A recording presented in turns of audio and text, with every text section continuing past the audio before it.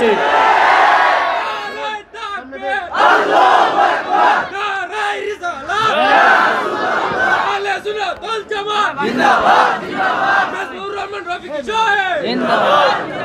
এই জন্য আমার সুন্নি ভাইয়ারা সবাইকে ঐক্যবদ্ধ হতে হবে। কোন দ্বন্দ্ব, সমস্ত দ্বন্দ্ব ভুলে গিয়া কে কোন পীরের মুরিদ, কে কোন দরবারকে ভালোবাসে এটা আমাদের দেখার বিষয় নয়। আমাদের দেখার বিষয় হলো সে আমার সুন্নি ভাই কিনা। আল্লাহু লা ইলাহা ইল্লাহু আল্লাহ আল্লাহ আল্লাহু লা ইলাহা ইল্লাহু গুনাহগারের গুনাহ ঝরে দরুদে আপনার দয়া করে তারাইবেন, দয়া করে তারাইবেন উম্মত গুনাহগার বেশি। আল্লাহ আল্লাহ আল্লাহু লা ইলাহা ও আল্লাহ আল্লাহ আল্লাহু লা ইলাহা ইল্লাহু আল্লাহ আল্লাহ আল্লাহু লা ইলাহা ইল্লাহু লা ইলাহা ইল্লাল্লাহু মুহাম্মাদুর রাসূলুল্লাহ সাল্লাল্লাহু আলাইহি ওয়াসাল্লাম। আলহামদুলিল্লাহ, আশুতিয়াপাড়া এলাকাবাসীর উদ্যোগে 26তম বার্ষিক আজিমুস শান ইসলামী সুন্নি মহাসম্মেলন, উক্ত সুন্নি মহাসম্মেলনের সম্মানিত সভাপতি পীরে কামেল আলহাজ হযরত মাওলানা আমির উদ্দিন পীর সাহেব কেবলা গদ্দিনসীন ঐতিহাসিক মহিষার কান্দি দরবার শরীফ মিঠামইন আল্লাহ রাব্বুল আলামিন আজকের নুরানি মাহফিলের সম্মানিত সভাপতি সাহেবকে কবুল করুক, আমিন। আরো জোরে বলেন আমিন। ও আরো রয়েছেন আজকের এই নুরানি মাহফিলের সহ সভাপতি হযরত মাওলানা আলমগীর হোসেন আজিজি সাহেব, ইমাম ও খতিব আশুতিয়াপাড়া প্রধান বাড়ি জামে মসজিদ। আল্লাহ রাব্বুল আলামিন হুজুরকে কবুল করুক, আমিন। ও আজকের মাহফিলের যিনি রওনক, প্রধান অতিথি, হাজার হাজার যুবকদের আইডল, সুন্নিয়তের হৃদয়ের স্পন্দন, আন্তর্জাতিক খ্যাতি সম্পন্ন মিডিয়া ব্যক্তিত্ব, আন্তর্জাতিক খ্যাতি সম্পন্ন মুফাসসিরে কোরআন মুফতি গিয়াসউদ্দিন আত-তাহিরি পীর সাহেব কেবলা ফয়জিয়া দরবার শরীফ বিবাড়ি। আল্লাহ রাব্বুল আলামিন আজকের মাহফিলের প্রধান অতিথি পীর মুফতি গিয়াসউদ্দিন আত-তাহিরি হুজুরকে কবুল করুক, আমিন। আর জোরে আমিন। আওয়াজ হয় না তো? এতগুলা মানুষ, এই কি কুয়াশার লাগে কি সব ঠান্ডা হয়ে গেছে নাকি? তা ঠান্ডা কার তো কি হয়েছে? কুয়াশা। হ্যাঁ, তাহির হুজুর লেগে বই রয়েছে মূলত, মানে সেই সময় আওয়াজ বাইর করবো আর কি। এখন কাজা, সেই সময় কাজা আদায় করবে, ঠিক কিনা বে? ঠিক। এখনো একটু আদায় করেন, কাজা পরে আদায় করিয়ে নগদে যা আছে এটা আদায় করল, ঠিক কিনা? জোরে বলেন। আওয়াজ এত কম হলে হবে? এমনিতে যেই কুয়াশা, এই মাথাতে এই মাথা দেখা যায় না, এই অবস্থা। আরো যদি আওয়াজ যদি কমে যায় তাহলে যারা চাদর টাদর নিয়ে এসে না ঘুম চলে আইব। তা ঘুম চলে আইলে আমরা ওয়াজটি হুনামু কারে? ফেরেশতারা শুনব? কথা বলে না কেন? তো ওয়াজ তো আপনাদের জন্য না। আপনারা যদি ঘুমায় থাকেন, আওয়াজ যদি বাইরে না হয়, তাহলে ওয়াজ কি আমাদের মুখ থেকে বের হবে? কথা বলছে না। আওয়াজ, উচ্চ আওয়াজ দিতে হবে, কারণ আমাদের মুসলমানদের কাছে বর্তমান কামান নাই, বোমা নাই, অস্ত্র নাই। আমাদের মুসলমানদের কাছে একটাই মাত্র হাতিয়ার রয়েছে, সেটা হচ্ছে নারায়ে তাকবীর, নারায়ে রিসালাতের স্লোগান। জোরে বলো ঠিক কিনা বেঠে? এই নারায়ে রিসালাতের স্লোগান যদি সুন্নি জনতা বন্ধ করে দেয়, এই বাংলার জমিনের যত বাতিলপন্থী আছে, যত ডাবলিউপন্থী আছে, এরা সুন্নিদেরকে ধ্বংস করার জন্য নীল নকশা এঁকে বসে থাকবে। জোরে বলো ঠিক কিনা বেঠে? এই জন্য ইতিহাস ভুলে গেলে চলবে না। এই বাংলাদেশে যতবার বামপন্থী রামপন্থী নাস্তিক মোরতাদগুলো ইসলাম নিয়ে কটূক্তি করেছে, আমার দয়াল নবীজির সম্মান আজমত নিয়ে কটূক্তি করেছে, ওই সমস্ত নাস্তিকদের বিরুদ্ধে যখন বাংলার আপামর জনতা সুন্নি মুসলমান নারায়ে তাকবীর নারায়ে রিসালাতের স্লোগান দিয়ে রাজপথে নেমেছে, যদি আমার সুন্নি ভাই হয় কাঁধে কাঁধ মিলিয়ে ঐক্যবদ্ধ হয়ে সুন্নিয়াতের প্রচার প্রসার করে যেতে হবে। জোরে বলেন ঠিক কিনা? যদি দ্বন্দ্ব করতে থাকেন কিয়ামত পর্যন্ত সংসদে একজন সুন্নি প্রতীক নিয়ে সুন্নি আলেম যাইতে পারবে না। কথা বলছে না? আমাদের সুন্নি প্রতিনিধি দরকার আছে না নাই? আমাকে সুন্নি একজন প্রতিনিধিও যায় না, কারণ কি জানেন? কারণ আমাকে মধ্যে রিসারেসি ভরা, এক ফির আর এক ফিরে মুরিদরে দেখতে পারে না, আছে না নাই?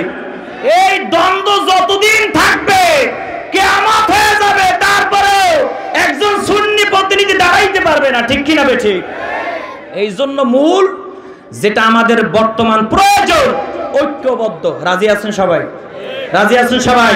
কে কে রাজি আছো? ডান হাত তুলে আল্লাহকে দেখায় দাও।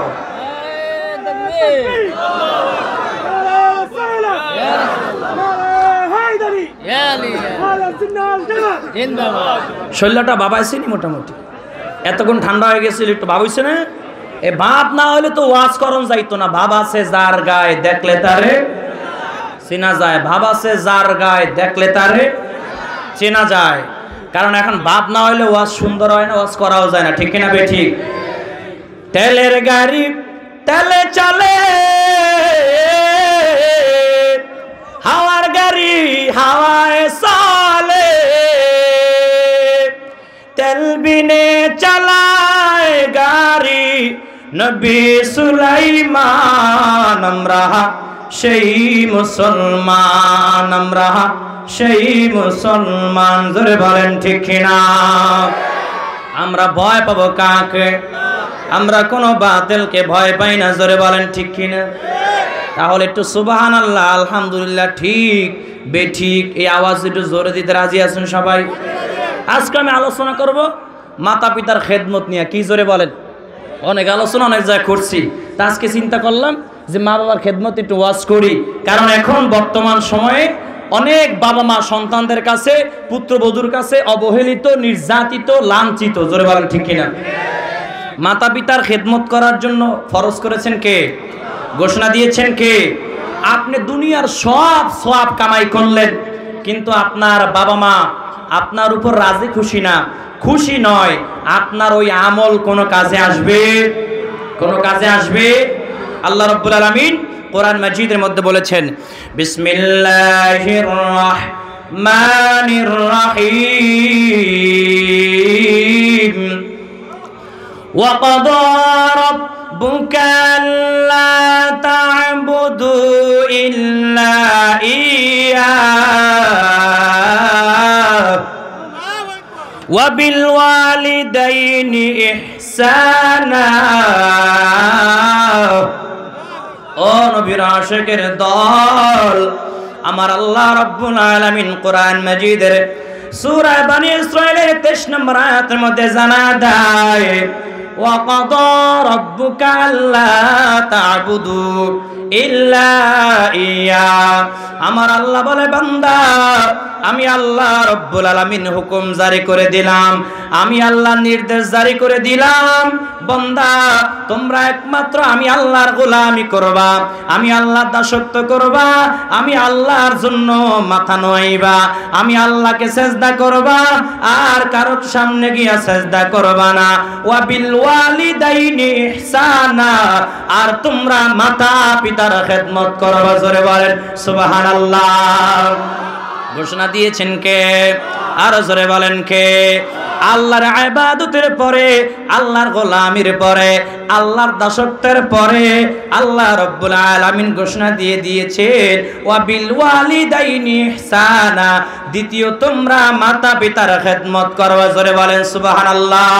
শুধু তাই নয়, আমার আল্লাহ রাব্বুল আলামিন পরের অংশের মধ্যে বলেছেন ইম্মা ইয়াবলুগান্না ইউদাকাল কিবারা আহাদুহুমা আও কিলাহুমা ফালা তাকুল লাহুমা উফফিন ওয়ালা তানহারহুমা ওয়া কুল লাহুমা কাওলান কারীমা واخفض لهما جناح الذل من الرحمة وقل رب ارحمهما كما ربياني صغيرا জোরে বলেন সুবহানাল্লাহ।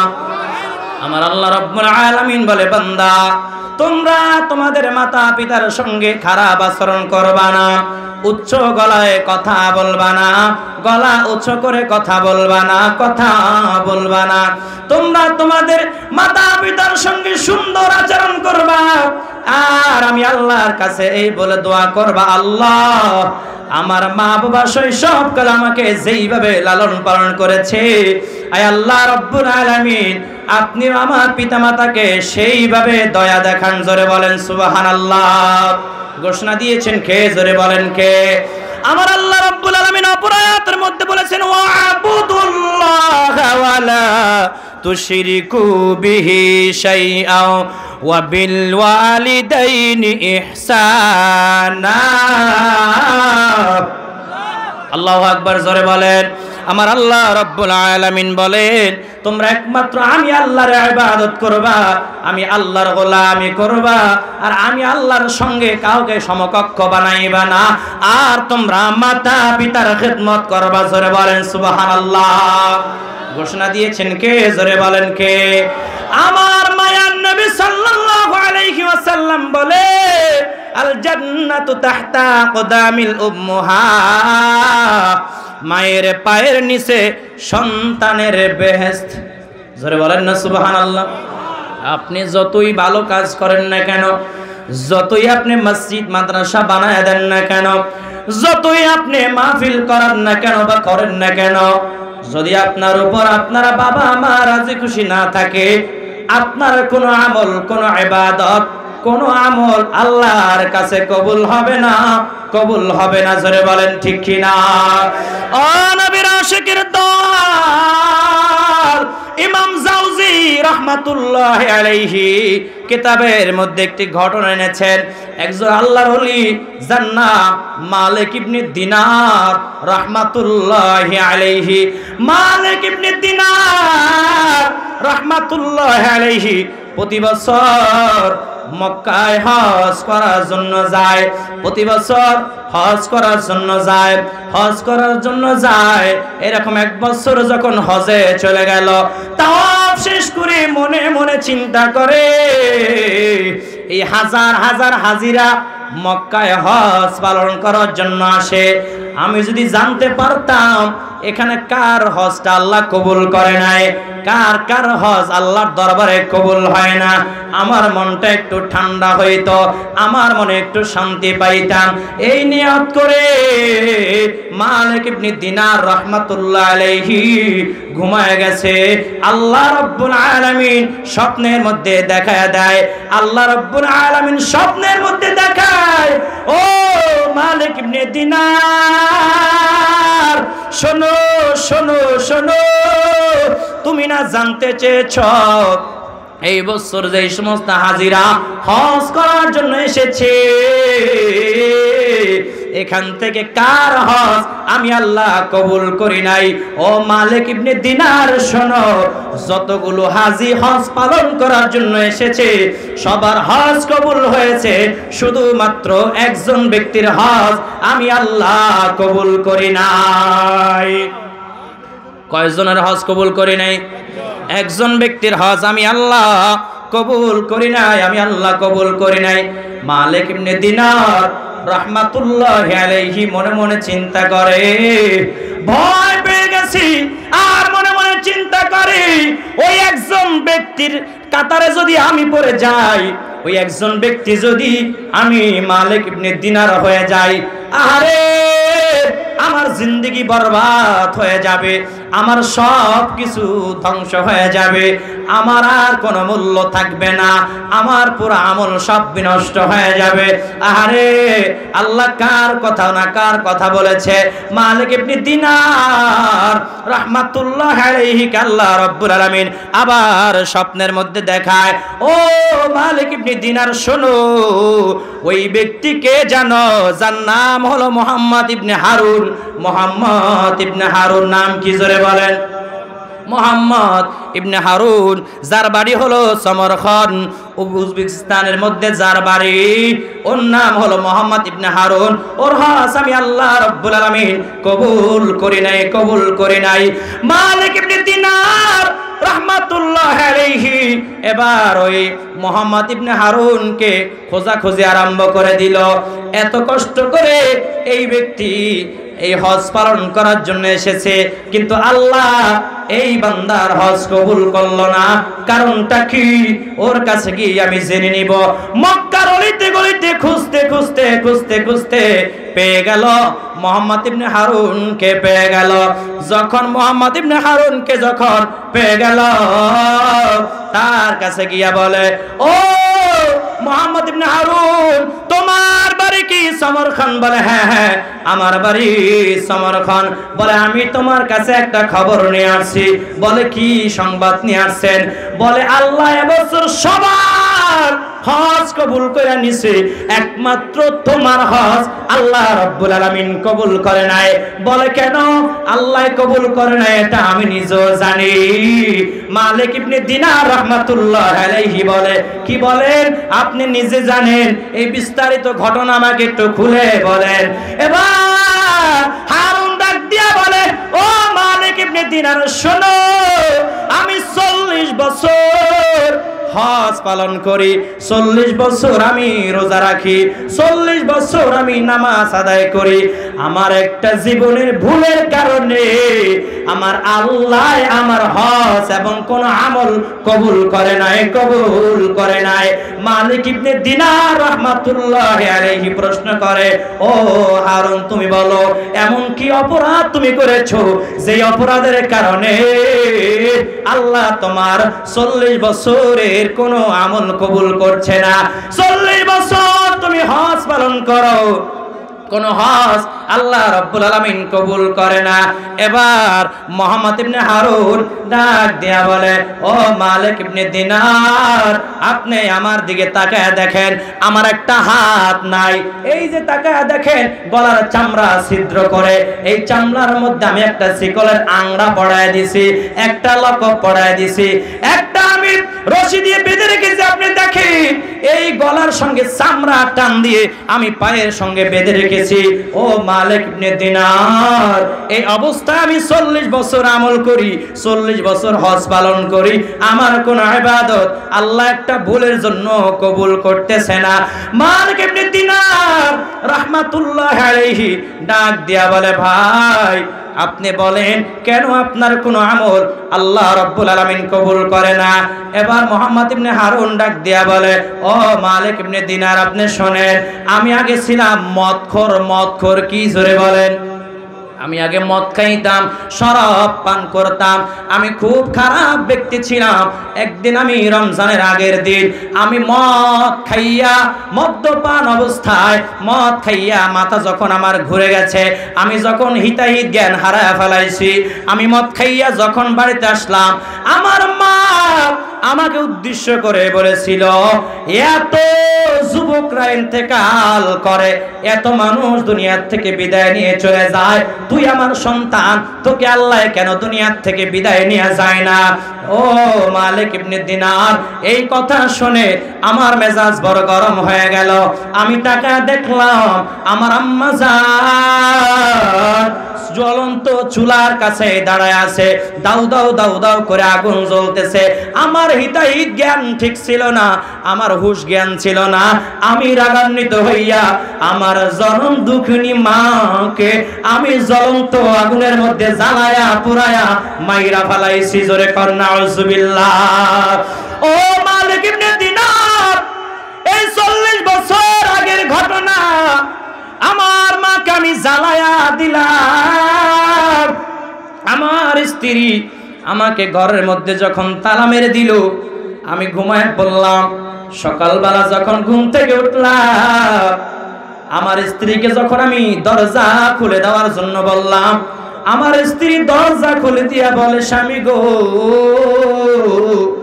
আপনি এমন ভুল করে ফেলেছেন, আপনার জনম দুঃখিনী মাকে আপনি আগুনের মধ্যে জ্বালায়া দিয়েছেন। জোরে কন্যা নাউজুবিল্লাহ।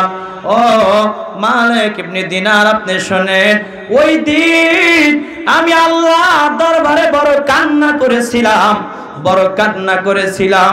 আল্লাহর কাছে আমি এত বেশি কান্না করেছি, আমার জনম দুঃখিনী মাকে আমি আগুনের মধ্যে জ্বালায়া দিলাম। আমি যে কত বড় অপরাধী। ওই দিন থেকে আমি আমার এই যে হাত দিয়ে আমার মাকে আমি আগুনের মধ্যে জ্বালায়া দিছিলাম, ওই হাত আমি কুড়াল দিয়ে কোবায়া কোবায়া কাইটা ফালাইছি। শুধু তাই নয়, এই দেখেন গলার মধ্যে আমি শিকল লাগাইয়া আমার পায়ের সঙ্গে বেঁধে দিছি। এই শাস্তি আমি দুনিয়ার জমিনের মধ্যে পেতে চাই। এই জন্য আমার কোন আমল আল্লাহর দরবারে কবুল হয় না। প্রতি বছর একজন আবেদ, একজন আল্লাহর ওলিকে আমার কাছে পাঠায়, আর আমার হজ যে আল্লাহ কবুল করে নাই, এটা প্রতি বছরই আমার কাছে এই খবর আল্লাহ পৌঁছায়া দেয়। অপরাধটা কি জোরে বলে? মায়ের সঙ্গে বেয়াদবি করেছে, মায়ের গায়ের উপর আঘাত করেছে, মাকে হত্যা করেছে। এমন অনেক যুবক বাংলাদেশে আছে না নাই? আছে না নাই? আছে না নাই? জোরে বলে। যারা মায়ের সঙ্গে খারাপ আচরণ করবে, বাবার সঙ্গে খারাপ আচরণ করবে, ওরা যত ভালো কাজ করুক না কেন, ওদের কোন আমল আল্লাহর দরবারে কবুল হবে না। জোরে বলেন ঠিক কিনা বেঠিক?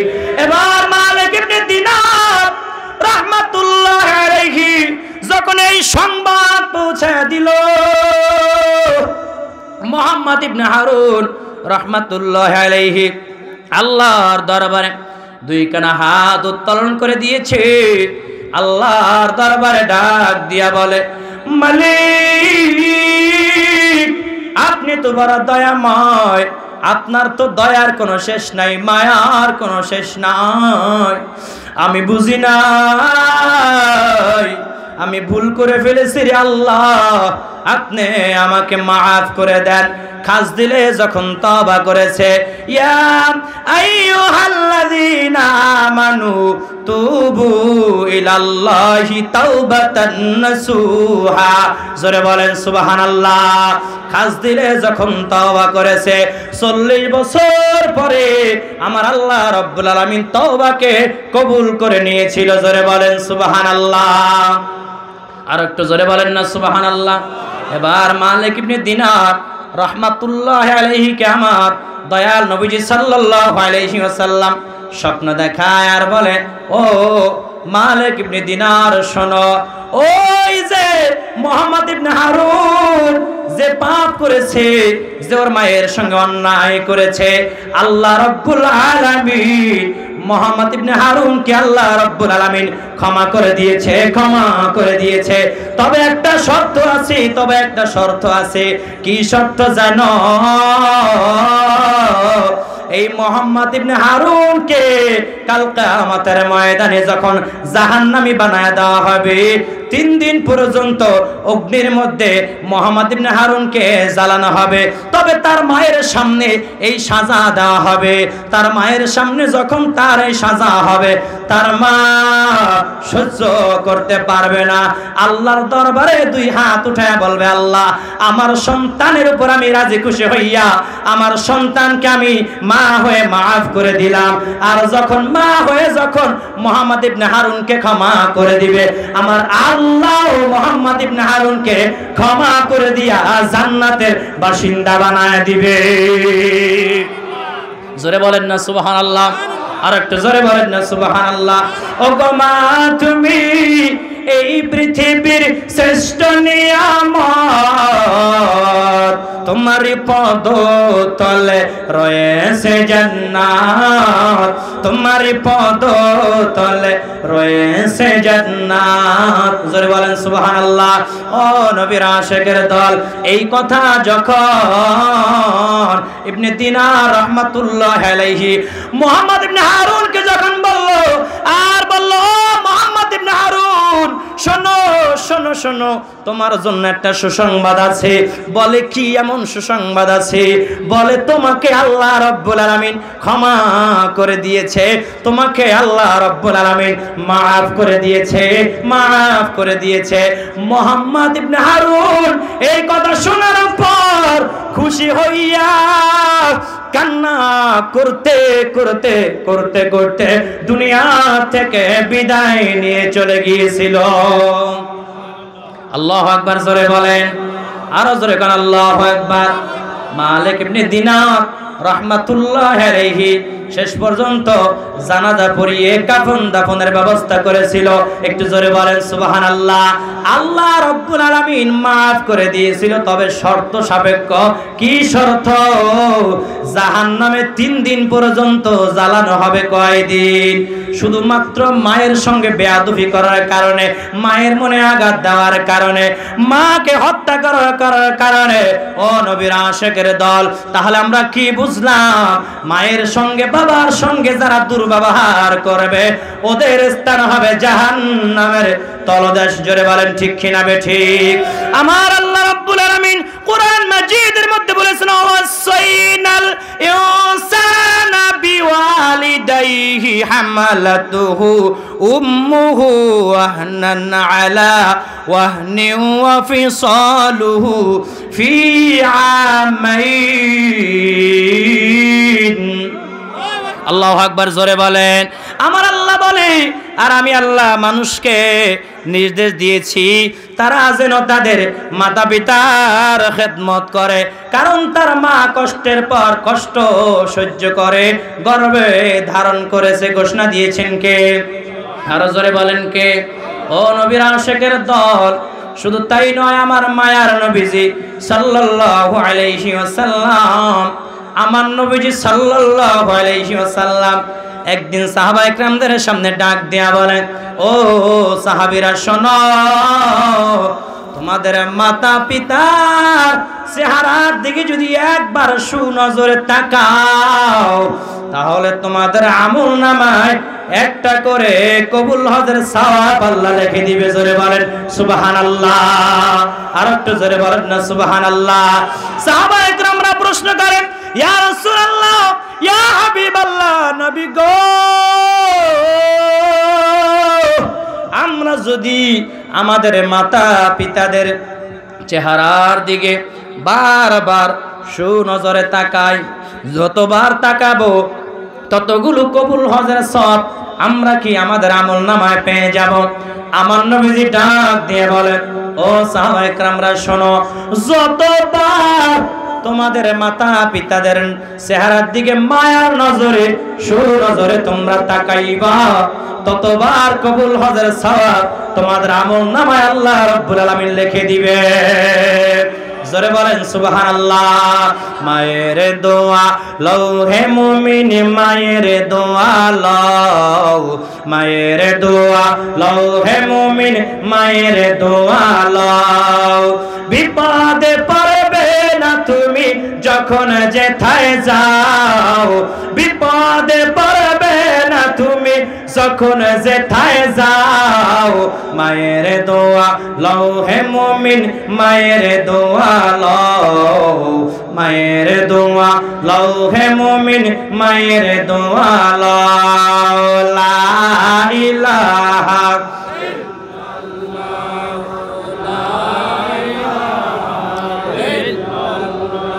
ও লা ইলাহা ও লা ইলাহা। আমার মুর্শিদ জান্নে আইবে গো, আমার হুজুর কেবলা আইবে গো, আমার তাহিরি বাবাই আইবে গো। হৃদয় সিংহাসনে গো রাখিব মাশাআল্লাহ আল্লাহ আল্লাহ আল্লাহ আল্লাহ আল্লাহ আল্লাহ আল্লাহ আমার মুর্শিদ জান্নে আইবে গো আমার তাহিরি বাবাই আইবে গো হৃদয় সিংহাসনে গো রাখিব মাশাআল্লাহ আল্লাহ আল্লাহ আওয়াজ তুলে